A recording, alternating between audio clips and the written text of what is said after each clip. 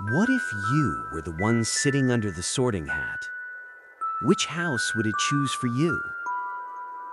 Hey friends, let's get into our review and analysis of Chapter 7 of Harry Potter and the Philosopher's Stone, The Sorting Hat. Just keep in mind, I spoil quite a lot here, and I kinda have to, because I'm talking about the story with the full series in mind, plus side information and later context. So if you're ready, let's go.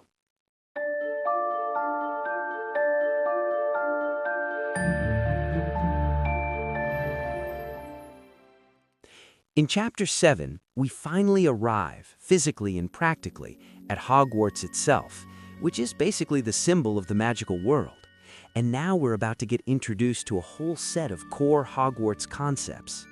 The chapter begins with the first years entering the Great Hall, where the sorting ceremony is about to happen. And one of the first things that feels weird here is how little Ron and Hermione seem to know about the actual process of sorting. Hermione especially is the strange one here. We know she has read Hogwarts, a history.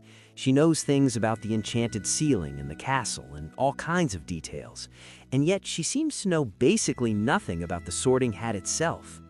I can buy Ron not knowing, because of the way Fred and George mess with him, and because of the general energy of the Weasley brothers. But Hermione not knowing feels a little odd. So, a theory that comes up here is that the sorting hat is protected by the Fidelius charm. The Fidelius charm is the same kind of magic that prevents information from being revealed unless the keeper wants it revealed. We know a version of that comes up later with the Order of the Phoenix headquarters too, and I'm not opening that up right now. But the question becomes, if people outside Hogwarts aren't supposed to know how sorting works, and the details can't be passed around because of the Fidelius, then how does Harry later in the final book explain sorting to his son and tell him not to worry even if he ends up in Slytherin? One explanation is this. In Book 7, the sorting hat gets burned during the Battle of Hogwarts, and after that, the Fidelius protection is broken. So from that point on, Harry can talk about it openly. That's one possible way to make the theory work. Now, the actual process of being divided into houses gets explained to the students by McGonagall, and it begins with the sorting hat singing.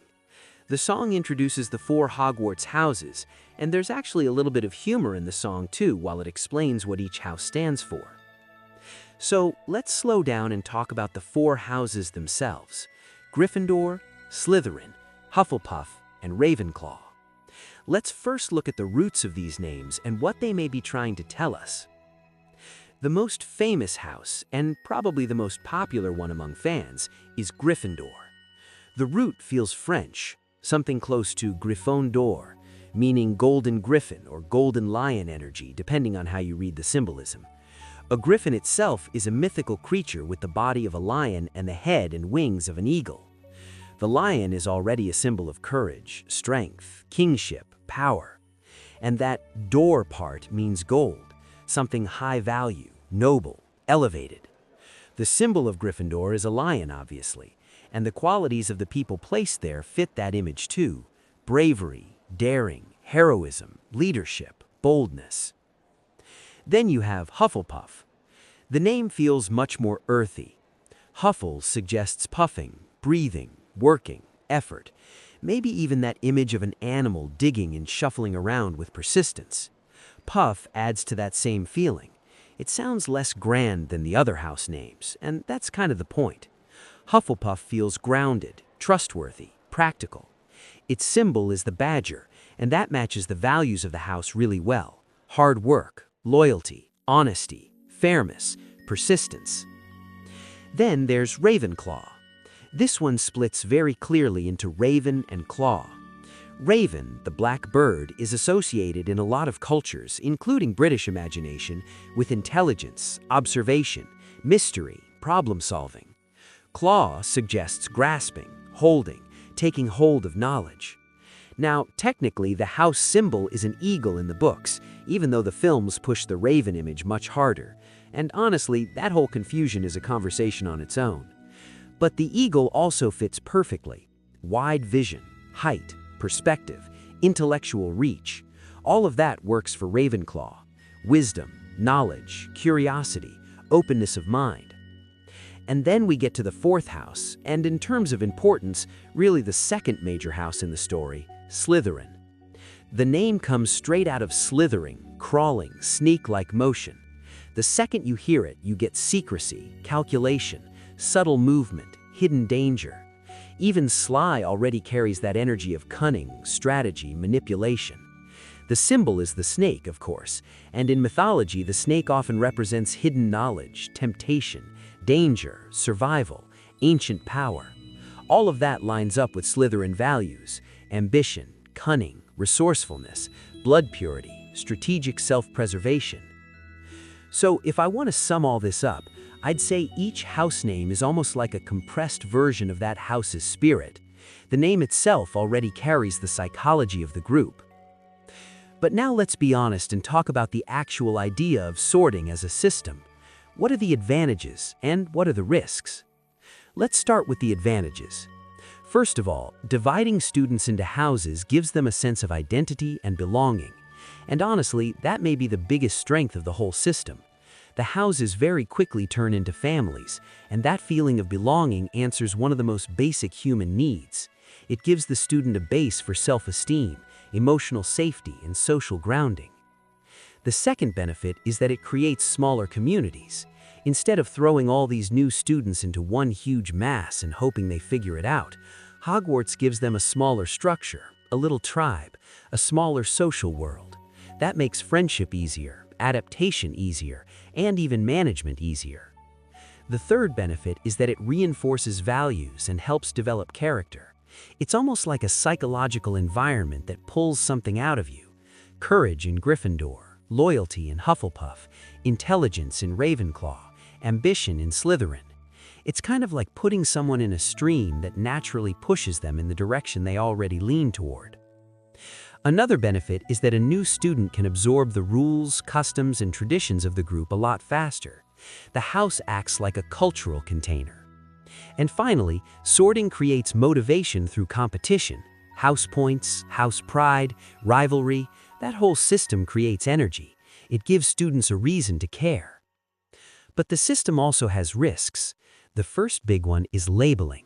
You take an 11-year-old child and tell them, you are brave, you are loyal, you are smart, you are ambitious, and that can become a cage. It can quietly tell them, this is who you are, stay there. And maybe that child at 17 or 20 would have grown in a different direction, but the label came first.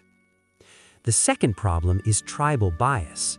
Once you divide people into us and them, you make cross-group understanding harder. It becomes easier to stereotype other houses and harder to cooperate naturally with them. The third problem is mismatch. Sometimes a student lands in a place that doesn't feel natural to them, at least not yet. Neville is a great example. In the early years, he does not feel like a Gryffindor at all. He feels uncertain, anxious, misplaced.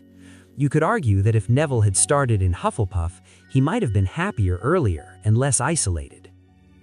And the fourth problem is that a house label can become an excuse for bad behavior. Someone in Slytherin might justify toxic ambition by saying, well, that's just my house. Someone in Gryffindor might justify recklessness by calling it bravery. So yes, the system shapes people, but it can also trap them. Now, when I reread this chapter this time, one thing caught my attention more than before, and that was Dumbledore's opening speech, or rather the weird way he opens it. He says, Nitwit, blubber, oddment, tweak. Thank you. And Harry, because he doesn't know Dumbledore yet, asks Percy something like, is he a bit mad? And Percy's basically like, no, he's one of the greatest wizards of all time, absolutely brilliant, though maybe, yeah, a little. And there are two main theories about those four strange words. The first theory, and the thank you at the end makes this one kind of fun, is that Nitwit, blubber, oddment, and tweak are actually the names of four house elves in the kitchen, and Dumbledore is calling them to begin the feast. Then the thank you is him thanking them once the food appears. The second theory is that the words are symbolic opposites of the houses. Nitwit goes against Ravenclaw intelligence, blubber goes against Gryffindor athletic courage, oddment goes against Slytherin purity and self-image, and tweak goes against Hufflepuff's steadiness and diligence. I'm not saying this is confirmed, it isn't, but it is definitely one of those delicious little Dumbledore details that feels too weird to ignore. Then, Dumbledore starts the actual speech and gives a few warnings that we're hearing for the first time. For example, that the Forbidden Forest is forbidden, which, fair enough.